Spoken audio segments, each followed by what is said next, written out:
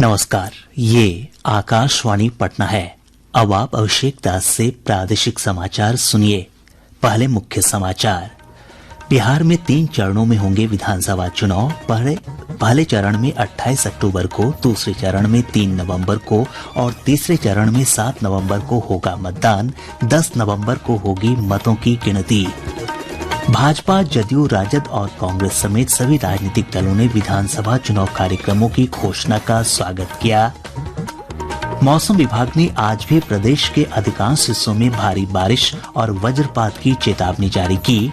उत्तर और पूर्वी बिहार में बाढ़ का संकट और गहराया।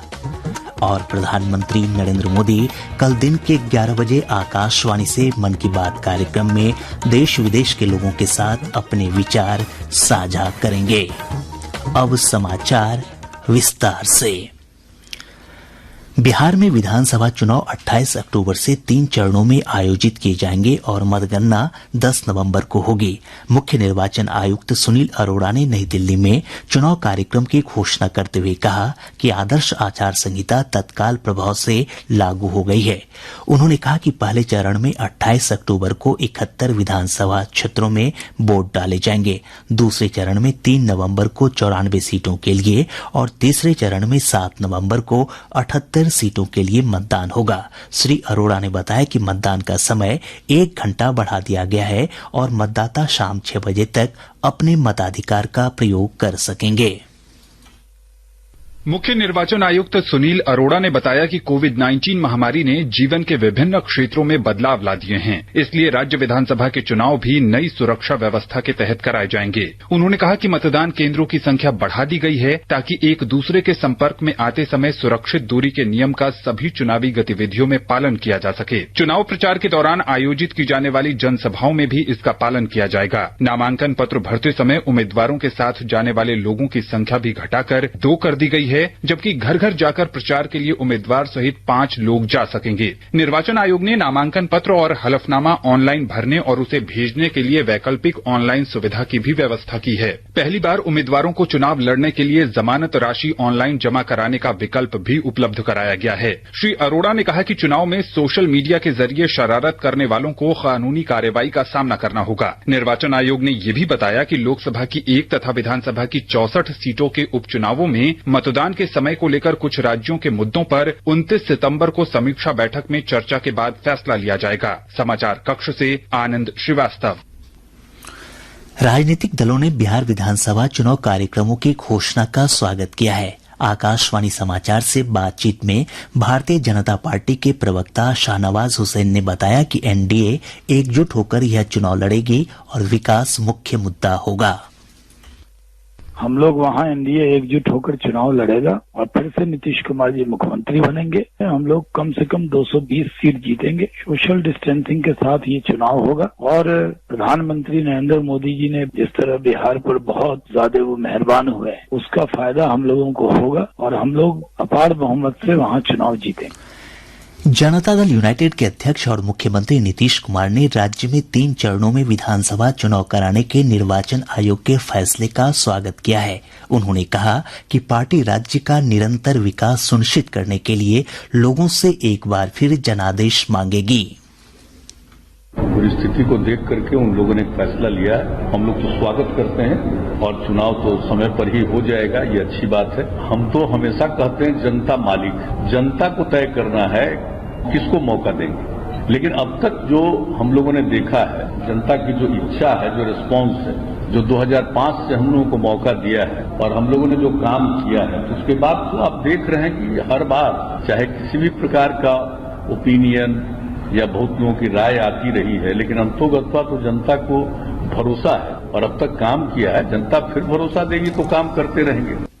राष्ट्रीय जनता दल ने भी चुनाव कार्यक्रमों की घोषणा का स्वागत किया है। पार्टी के वरिष्ठ नेता तेजस्वी प्रसाद यादव ने कहा कि राजद बेरोजगारी और पलायन जैसे जन केंद्रित मुद्दों के साथ चुनाव लड़ेगा। चुनाव आयोग के फैसला का हम लोग स्वागत करते हैं। चुनाव का तिथि जो है वो तय हो चुका है। हम लोग निश्चिंत हैं क्योंकि जनता ने इस बार मूड बना लिया है। हमारे पार्टी के पदाधिकारी हों, कार्यकर्ता हों, नेता हों, बुलंदी के साथ जो है इन सभी शक्तियों को इस बार चुनौती ही नहीं देंगे, बल्कि इनको धूल चटाने का काम करें।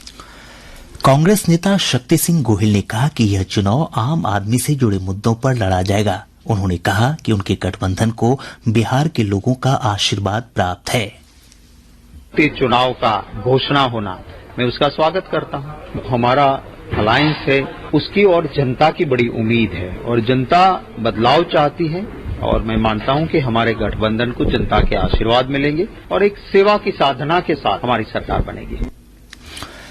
विधानसभा चुनाव की घोषणा के बाद जदयू अध्यक्ष और मुख्यमंत्री नीतीश कुमार ने सक्षम बिहार स्वावलंबी बिहार का नारा दिया है। श्री कुमार ने कहा कि अब वे 7 निश्चय के दूसरे चरण को लेकर आम लोगों के बीच जाएंगे और फिर से सेवा देने का मौका मांगेंगे।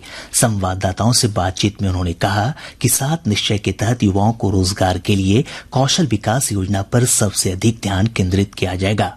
उन्होंने कहा कि उद्यमिता को बढ़ावा देने के लिए कुशलता और उद्यमिता विभाग की स्थापना की जाएगी। श्री कुमार ने कहा कि महिलाओं के सशक्तिकरण पर भी विशेष रूप से ध्यान केंद्रित किया जाएगा। उच्चतर शिक्षा के लिए अविवाहित बेटियों को 25,000 और स्नातक पास बेटियों को 50,000 रूपये तक की सहायता दी जाएगी। श्री कुमार ने कहा कि हर खेत में सिंचाई के लिए पानी, स्वच्छ गांव समृद्ध गांव, स्वच्छ शहर विकसित शहर, सुलभ संपर्क और सबके लिए स्वास्थ्य सुविधाएं 7 निश्चय के भाग होंगे। पत्रकारों के एक सवाल के जवाब में जदयू अध्यक्ष ने कहा कि लोक जनशक्ति पार्टी के साथ भाजपा लगातार बातचीत कर रही है। चुनाव आयोग ने बिहार विधान परिषद की शिक्षक और स्नातक क्षेत्र की 8 सीटों के लिए भी कार्यक्रमों की घोषणा कर दी है। पटना, दरभंगा, तिरहुत और कोसी स्नातक निर्वाचन क्षेत्र तथा पटना, दरभंगा, तिरहुत और सारण शिक्षक निर्वाचन क्षेत्र में चुनाव होना है। इन सीटों के लिए 22 अक्टूबर को वोट डाले जाएंगे, जबकि 12 नवंबर को मतगणना होगी। चुनाव की अधिसूचना 28 सितंबर को जारी होगी। वहीं 5 अक्टूबर तक नामांकन पत्र दाखिल किए जाएंगे, जबकि 6 अक्टूबर को नामांकन पत्रों की जांच की जाएगी। 8 अक्टूबर तक प्रत्याशी अपना नाम वापस ले सकते हैं।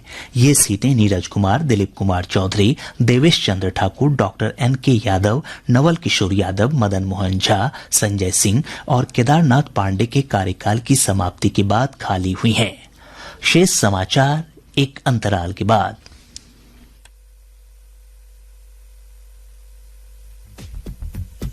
कश्मीर से कन्याकुमारी तक भारत एक, आकाशवाणी से विज्ञापन के अंदाज अनेक। अपनी बात को आसाम से गुजरात तक पहुंचाने की हो बात, आकाशवाणी से बेहतर भला कौन देगा आपका साथ। देश के कोने कोने में विज्ञापन बजा, अपनी बनाओ पहचान। केंद्रीय विक्रय एकांश मुंबई ने यह राह बनाई आसान। देश के सबसे बड़े नेटवर्क आकाशवाणी पर विज्ञापन प्रसारित करने के लिए ऑल इंडिया रेडियो की single window booking CSU Mumbai से संपर्क करें। हमारा फोन नंबर है 22024075 या 22886016 और STD कोड 022। आप हमें ईमेल भी कर सकते हैं। हमारा मेल ID है csumumbai@gmail.com।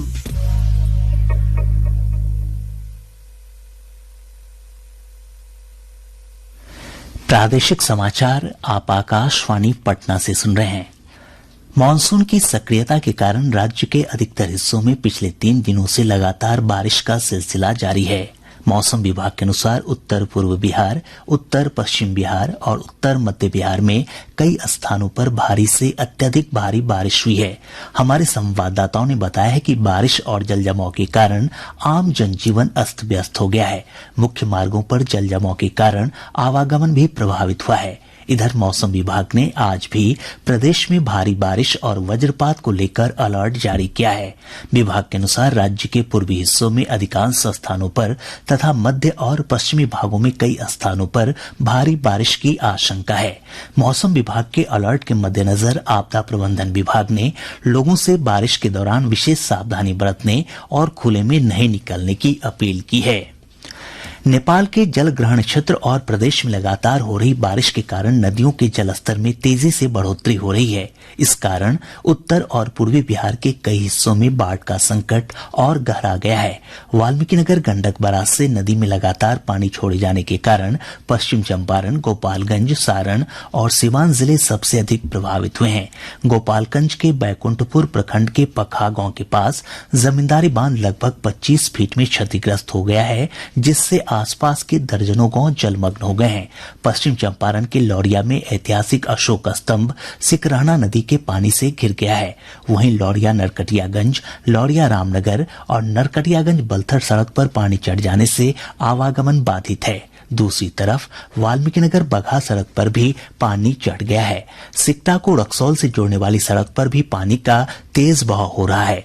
त्रिवेणी कैनाल के उत्तरी और दक्षिणी तटबंध कई जगहों पर टूट गए हैं। बागमती नदी में उफान से शिवहर जिले के पिपराही प्रखंड के वेलवा में नदी का सुरक्षा बांध तीसरी बार टूटने से नदी का पानी तेजी से आसपास के गांव में फैल रहा है।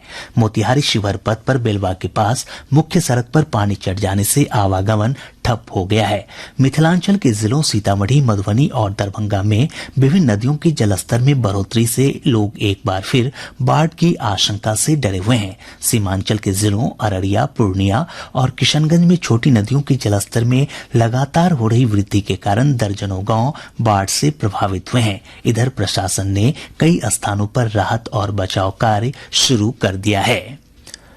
प्रधानमंत्री नरेंद्र मोदी कल सुबह 11 बजे आकाशवाणी पर मन की बात कार्यक्रम में देश विदेश के लोगों के साथ अपने विचार साझा करेंगे।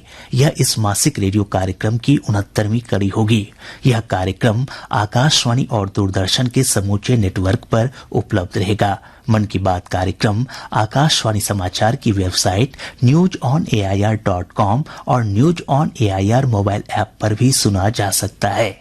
इसके अलावा सूचना और प्रसारण मंत्रालय तथा प्रधानमंत्री कार्यालय के YouTube चैनलों पर भी कार्यक्रम का प्रसारण होगा।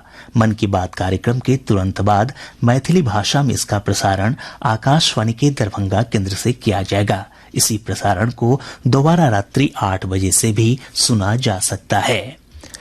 प्रदेश में कोविड-19 से स्वस्थ होने की दर बढ़कर लगभग 92% हो गई है। स्वास्थ्य विभाग के अनुसार अब तक 1,60,000 लोग स्वस्थ हो चुके हैं।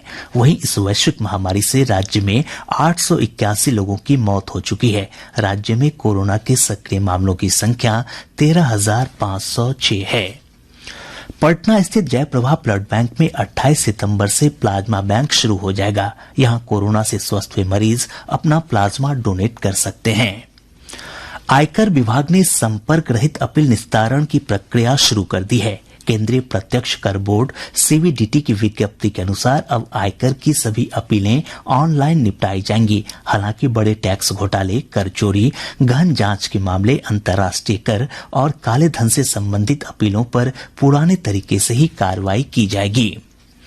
बहुचर्चित सृजन घोटाले के एक मामले में फरार चल रहे इंडियन बैंक के पूर्व प्रबंधक दिलीप कुमार ने पटना स्थित विशेष अदालत में आत्मसमर्पण कर दिया है। बाद में अदालत ने आरोपी को न्यायिक हिरासत में लेते हुए 9 अक्टूबर तक के लिए जेल भेज दिया। पटना वेटनरी कॉलेज के पास ड्रग्स और स्मैक की बिक्री करते हुए पुलिस ने 6 तस्करों को गिरफ्तार किया है। अब पटना से प्रकाशित प्रमुख समाचार पत्रों की सुर्खियां। बिहार विधानसभा चुनाव कार्यक्रम की घोषणा आज के सभी समाचार पत्रों की प्रमुख सुर्खी है। हिन्दुस्तान ने लिखा है, बिहार विधानसभा का मतदान 3 चरणों में, त्योहारी सीजन और सुरक्षा के कारण चरण कम। इसी खबर पर दैनिक भास्कर लिखता है, दशहरे के बाद महाभारत, दिवाली से पहले राजतिलक, छठ तक लोकतंत्र का महापर्व। बज गई रणभेरी शीर्षक से दैनिक जागरण ने लिखा है, इस बार सबसे अलग होगा बिहार विधानसभा का चुनाव। प्रभात खबर ने ग्राफिक्स के माध्यम से बिहार के चुनावी आंकड़ों पर फोकस करते हुए लिखा है, कोरोना से खुद को बचाते हुए लोकतंत्र को जिताएं। दैनिक आज और राष्ट्रीय सहारा ने भी विधानसभा चुनाव की घोषणा को प्रमुखता से प्रकाशित किया है। इसके अलावा बिहार विधान परिषद की 8 सीटों के लिए चुनाव कार्यक्रम की घोषणा भी समाचार पत्रों की प्रमुख सुर्खी है। और अब अंत में मुख्य समाचार एक बार फिर। बिहार में 3 चरणों में होंगे विधानसभा चुनाव। पहले चरण में 28 अक्टूबर को, दूसरे चरण में 3 नवंबर को और तीसरे चरण में 7 नवंबर को होगा मतदान। 10 नवंबर को होगी मतों की गिनती। भाजपा, जदयू, राजद और कांग्रेस समेत सभी राजनीतिक दलों ने विधानसभा चुनाव कार्यक्रमों की घोषणा का स्वागत किया। मौसम विभाग ने आज भी प्रदेश के अधिकांश हिस्सों में भारी बारिश और वज्रपात की चेतावनी जारी की। उत्तर और पूर्वी बिहार में बाढ़ का संकट और गहराया। और प्रधानमंत्री नरेंद्र मोदी कल दिन के 11 बजे आकाशवाणी से मन की बात कार्यक्रम में देश विदेश के लोगों के साथ अपने विचार साझा करेंगे। इसके साथ ही आकाशवाणी पटना से प्रसारित प्रादेशिक